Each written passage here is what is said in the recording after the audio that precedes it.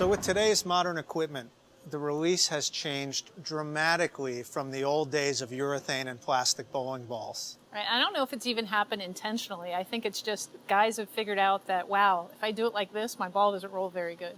So they've, I think it's just sort of evolution has come to just their hands being in a different spot. Gone are the days when people flock to the pro shop to get a big, strong wrist device to help them with rotation and revs. In fact, the modern release is exactly opposite of the cupped and finger hit the ball that we used to see back in the old days. The modern release is a whipping action. We actually need the release, the wrist, to uncoil to create the motion that we're looking for. In fact, we have video of some of the Team USA players at release point, and when their thumb is out of the ball, their wrist is actually in a broken position. Right. I think their grip pressure is so much looser than it ever has been, and you can see that everything is just effortless. Their wrist is relaxed, and versus what we used to do where we had this, almost this death grip on it to make sure your hand did this certain thing and we're hitting up on it. We were doing so much to try and make the ball hook, and nowadays they just roll their hand after it. It's much, much looser and softer motion. Everyone wanting to get more revs, the way to do that is getting a Gumby wrist release.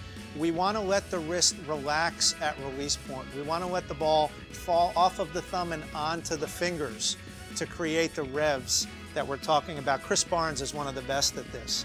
Think about trying to crack a whip or snap a towel. You can't do that with a rigid wrist. It has to be a flexible wrist.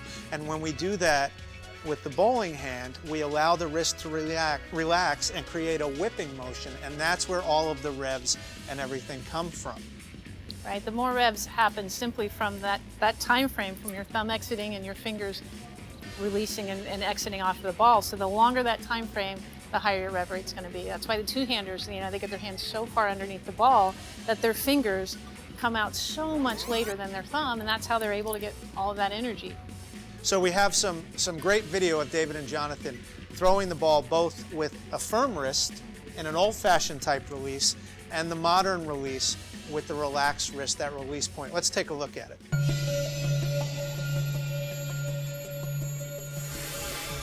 So here we have David, and he's displaying what your hand would look like with the static release. It's a lot of grip pressure, wrist is very cupped, and it stays in that stationary position throughout the release, and we can tell that it's almost like the ball comes off his hand all at the same time. There's not really a very long time frame between his thumb exiting and his fingers, so his rev rate starts to suffer. I think when we do it this way, we just don't get as much good ball roll with this. That's why in the old days, people would try to finger lift the ball to compensate for that rigid wrist.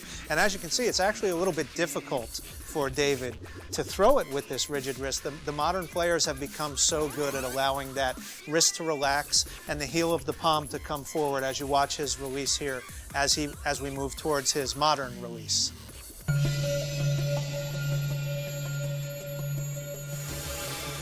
As we look at it, you can see his hand in a very strong position. As he comes through the release zone again, you see that wrist start to relax and the heel of the palm starting to come forward. And if we can freeze it here and take a look at it at release point, you'll see what we would actually call back then a broken wristed position. And we thought this was weak. But in the modern player's game, he's able to turn this into revolutions and rotation.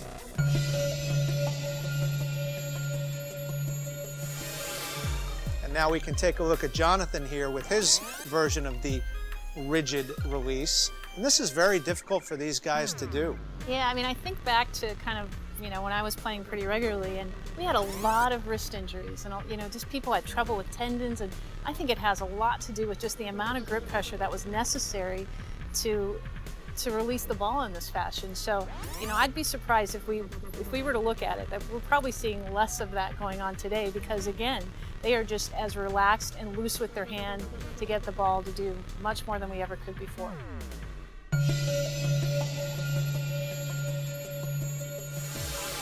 And let's take a look at Jonathan's good modern release shot here, and we'll see the same thing with the hand coming from a very strong position, and you can see a whipping action as he comes through the release window.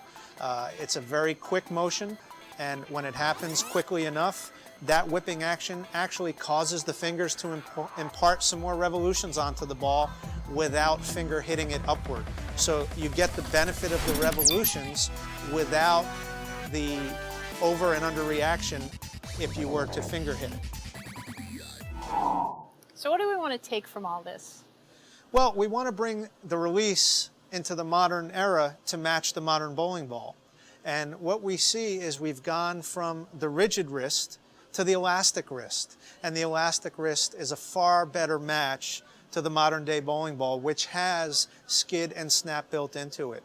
So we can create this soft-handed, soft-wristed release to create the better ball motion that we're looking for down on the lanes. Right, so we're letting the ball in the lane do the work, and the players are doing much less than they used to.